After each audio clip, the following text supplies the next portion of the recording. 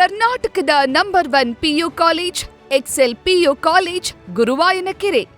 ಈ ದರೋಡೆಗೆ ಮತ್ತೆ ದರೋಡೆಕೋರರಿಗೆ ಪೊಲೀಸರು ಮಾಡಿದಂತಹ ಒಂದಷ್ಟು ಮಿಸ್ಟೇಕ್ಗಳು ಅವರಿಗೆ ಹೆಲ್ಪ್ ಆಯ್ತಾ ಅನ್ನೋ ಪ್ರಶ್ನೆ ಈಗ ಮೂಡ್ತಾ ಇದೆ.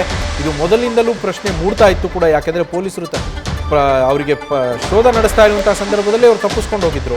ಇದಕ್ಕೆಲ್ಲ ಕಾರಣ ಪೊಲೀಸರು ಮಾಡಿದ ಮಿಸ್ಟೇಕ್ ಏನಾ ಅಂತ ಕಡಲೆಕಾಯಿ ಪರೀಕ್ಷೆಗಾಗಿನೇ ಕಾದು ಹೊಂಚು ಹಾಕ್ತಾ ಇದ್ದಂತಹ ರಾಬರ್ಸ್ ಅನ್ನೋ ಮಾಹಿತಿ ಸಿಕ್ಕಿದೆ.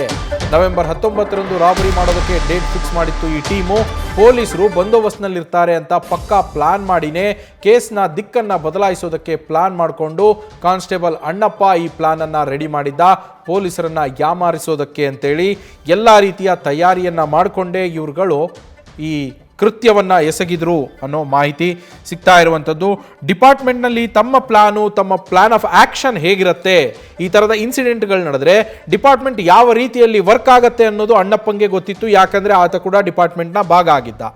ಪೊಲೀಸರು ಪೊಲೀಸರನ್ನ ಈ ರೀತಿಯಲ್ಲಿ ಅವರು ಶೋಧ ನಡೆಸುವಾಗ, ಇದ್ರ ಬಗ್ಗೆ ಕ್ರಮಗಳನ್ನು ಕೈಗೊಳ್ತಾ ಇರುವಾಗ ಅವರನ್ನು ನಾನು ಯಾವ ರೀತಿ ಯಾಮಾರಿಸ್ಬೋದು ಅಂತ ಈತ ಮೊದಲೇ ಪಕ್ಕಾ ಪ್ಲಾನನ್ನು ಮಾಡ್ಕೊಂಡಿದ್ದ.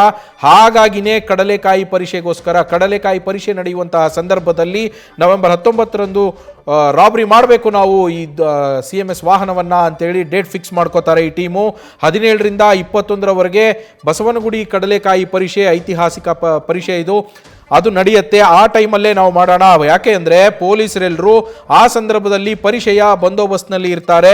ಹಾಗಾಗಿ ಪೊಲೀಸರ ಓಡಾಟ ಕಡಿಮೆ ಇರುತ್ತೆ ಮತ್ತು ಅವರ ಗಮನ ಈ ಕಡೆಗಳಲ್ಲಿ ಹೆಚ್ಚಾಗಿ ಇರೋದಿಲ್ಲ. ಹಾಗಾಗಿ ಅದರಲ್ಲೂ ಮಧ್ಯಾಹ್ನ 12:30 ಸುಮಾರಿಗೆ ಯಾಕೆ ಇವರು ಟೈಮ್ ಆಯ್ಕೆ ಮಾಡಿಕೊಂಡ್ರು ಅಂದರೆ ಆ ಟೈಮಲ್ಲಿ ಊಟ ಮಾಡಿ ಮುಗಿಸಿ ಬ್ಯುಸಿ ಇರ್ತಾರೆ ತಮ್ಮ ಕೆಲಸದಲ್ಲಿ ಪೊಲೀಸರು ಅಂತ. ಇದೆಲ್ಲವೂ ಅವರಿಗೆ ಅನುಕೂಲ ಆಯಿತು ಅಂತ ಹೇಳಲಾಗ್ತಾ ಇದೆ.